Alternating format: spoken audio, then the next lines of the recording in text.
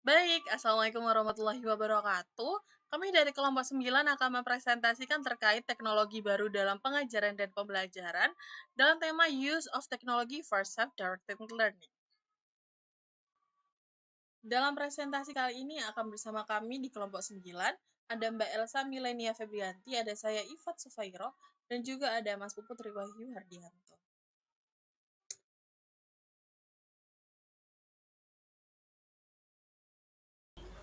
Oke, untuk yang pertama adalah kita mengenal dahulu apa itu self-directed learning. So, what is self-directed learning? Self-directed learning atau SDL merupakan salah satu model pembelajaran inovatif yang memungkinkan pelajar atau peserta didik dapat mengambil inisiatif sendiri dalam mendiagnosis kebutuhan belajarnya, merumuskan tujuan belajar, mengidentifikasi sumber-sumber untuk belajar, memilih dan mengimplementasikan strategi pembelajaran, dan mengevaluasi output pembelajaran. Jadi intinya adalah SDL ini pendekatan pembelajaran yang mendorong peserta didik untuk belajar secara mandiri, dan dalam pendekatan ini peserta didik bertanggung jawab atas proses pembelajarannya sendiri. Nah, di sini selanjutnya kita akan membahas mengenai advantage and disadvantage of SDL atau kelebihan dan kekurangan mengimplementasikan SDL ini. Nah, dari kelebihannya kita bisa melihat yang pertama, siswa bebas untuk belajar sesuai dengan gaya belajar mereka sendiri. Lalu yang kedua, menekankan sumber belajar secara lebih luas baik dari guru maupun dari sumber belajar lain. Yang ketiga, pembelajaran mandiri memberikan siswa kesempatan untuk mempertajam kesadaran dan dalam memecahkan masalah yang dihadapi sehari-hari. Nah, selanjutnya di sebelah ada keuntungan pasti ada kerugiannya atau mungkin kekurangannya ya.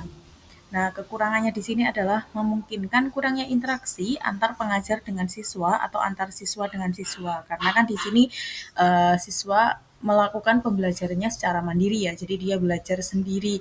Dia tidak seperti biasanya bersama-sama dengan guru dan dengan teman yang lain. Yang kedua, apabila hanya digunakan metode satu jalur dengan langkah yang tidak dinamis, maka kegiatan belajar akan membosankan dan tidak menarik. Dan masih ada sepertinya kekurangan-kekurangan lainnya, tapi kita akan mencakup ini dua saja yang intinya. Oke, poin selanjutnya di sini adalah steps in self-directed learning atau langkah-langkah yang bisa kita lakukan ketika kita mengaplikasikan pendekatan SDL ini. Yang pertama adalah planning. Siswa merencanakan aktivitas pada tempat dan waktu di mana siswa merasa nyaman untuk belajar. Siswa juga merencanakan komponen belajar yang diinginkan serta menentukan target belajar yang ingin dicapai. Yang kedua adalah monitoring. Siswa mengamati dan mengobservasi pembelajaran, menilai pencapaian pembelajaran atau kemampuan diri, dan mengatasi hambatan atau tantangan yang muncul. Yang terakhir adalah evaluating. Di sini siswa mengevaluasi pelajaran dan pengetahuan yang dimiliki, kemudian guru memberikan umpan balik serta mengkolaborasikan pengetahuan siswa yang satu dengan siswa yang lainnya untuk mencapai suatu tujuan pembelajaran. Topik selanjutnya adalah terkait YouTube as effective tool in self-directed learning. Jadi bagaimana YouTube digunakan secara efektif sebagai alat dalam pembelajaran secara mandiri. Yang pertama yang harus dilakukan adalah do a test. Jadi sebelum melakukan pembelajaran menggunakan YouTube, sebaiknya kita melakukan tes yang guna untuk mengukur kemampuan diri dalam bahasa Inggris. Nah, hal ini bertujuan untuk mengetahui sebaiknya kita mempelajari apa saja dan kosakata seperti apa yang kita perlukan. Nah, terkait tes ini bisa dilakukan melalui pre-play atau EF set.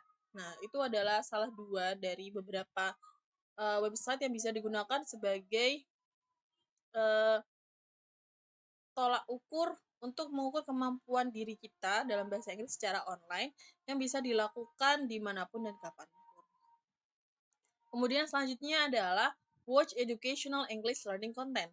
Jadi karena tujuan kita belajar bahasa Inggris ya, jadi sebaiknya ketika kita menonton tayangan di YouTube itu mengikuti channel YouTube yang bisa dijadikan sumber belajar. Seperti yang kita tahu Secara umum ada BBC Learning English, itu adalah salah satu common common site yang biasanya dikunjungin oleh orang-orang untuk belajar bahasa Inggris. Kemudian ada channel dari English Addict with Mr. Steve, yang mana itu recommended untuk belajar bahasa Inggris yang mana merupakan non-native speaker. Kemudian ada Rachel's English, yang mana channel ini bisa digunakan sebagai sumber belajar bagaimana mempelajari bahasa Inggris terkait pronunciation. Nah, selanjutnya adalah terkait tips and trick using YouTube. Jadi terkait bagaimana memaksimalkan penggunaan YouTube dalam self-directed learning. Jadi kita harus memaksimalkan penggunaan YouTube untuk belajar bahasa Inggris lebih baik.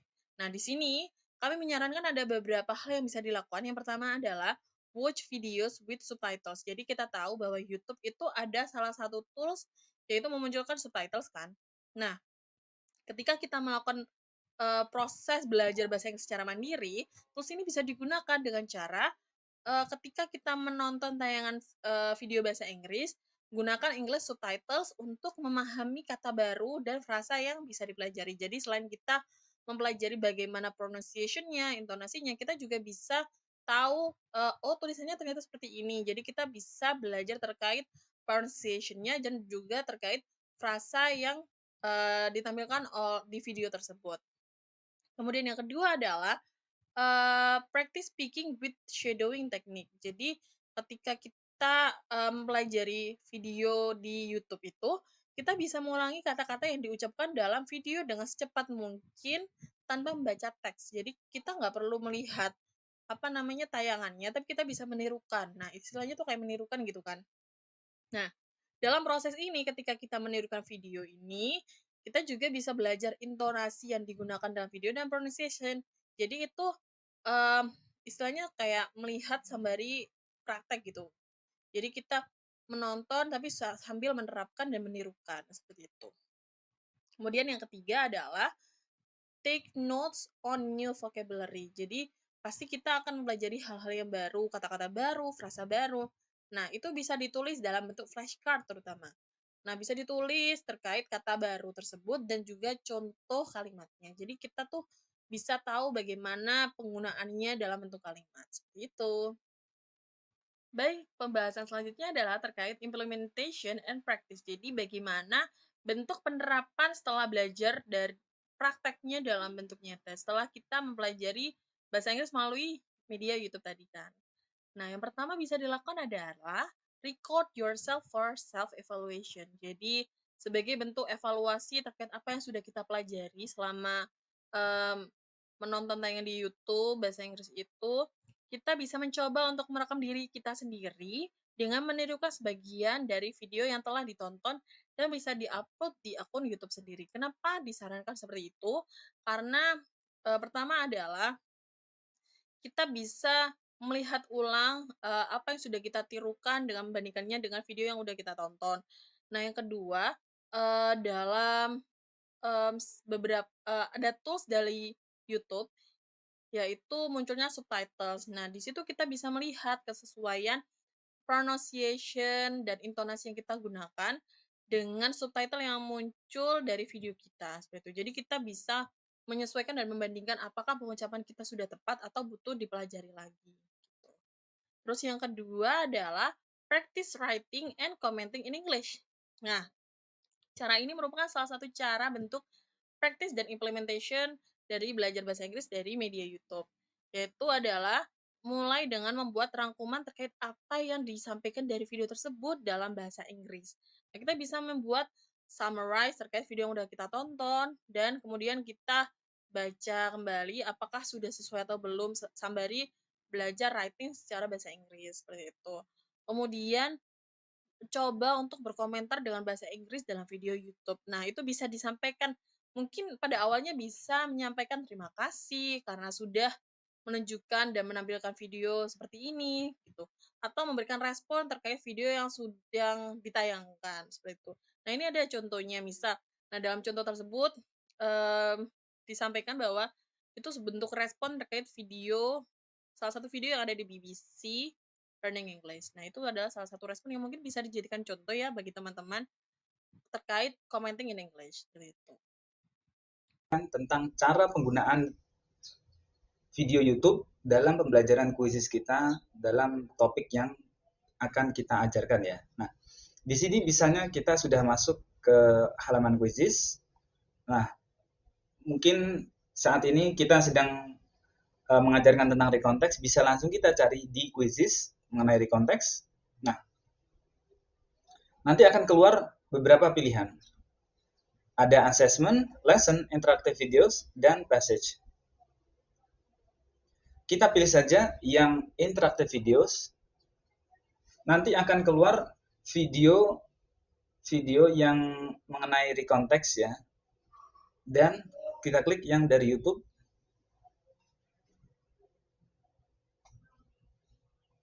Nah, kita akan pilih yang ini ya, salah satunya Understanding Recontext Structure. Kita klik dulu.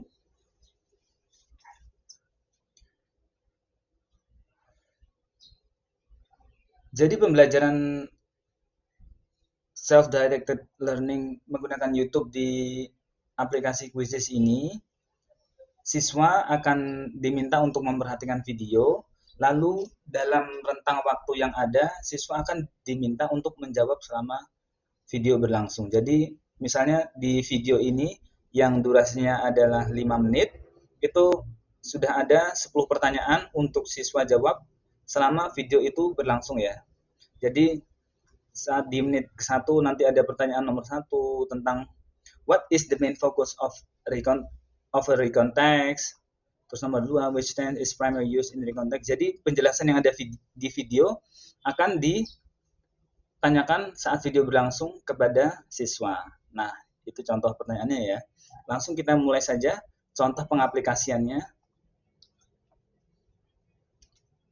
Start now. Langsung habis ini start saja. Tidak perlu memilih pilihan lain.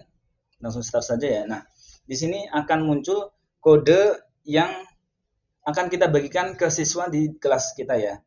Ini kodenya adalah 172 783. Oke.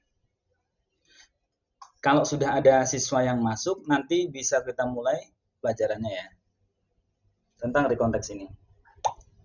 Oke, sudah ada satu siswa yang masuk ya. Nah, langsung bisa kita mulai ya. Nah, nanti siswa akan menonton video ini di kelas bersama-sama. Terus mereka saat ada pertanyaan, akan muncul pertanyaan di HP mereka. Seperti itu.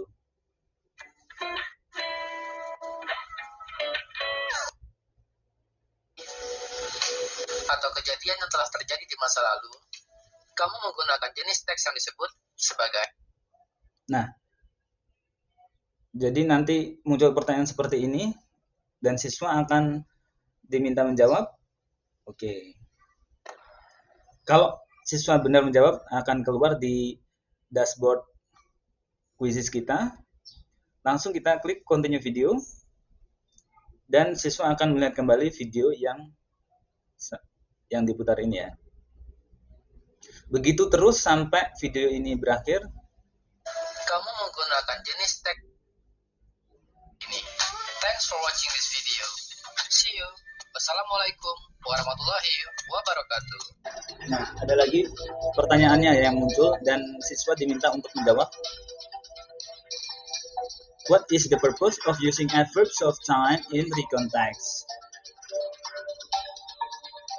Oke. Nah, ada yang menjawab dan benar dapat skor. Oke, seperti itu ya. Pembelajaran menggunakan video YouTube di aplikasi Quizizz. Jadi tidak cuma menonton video, tapi juga mereka berkompetisi secara Wassalamualaikum massal. warahmatullahi wabarakatuh. Dan siapa yang menjawab dengan benar akan dapat skor yang bagus di kelas dan akan memacu mereka untuk memperhatikan dengan lebih perhatian seperti itu. Oke, kita end lesson-nya. Seperti itu contohnya pengaplikasian Quizizz. Terima kasih. Assalamualaikum warahmatullahi wabarakatuh.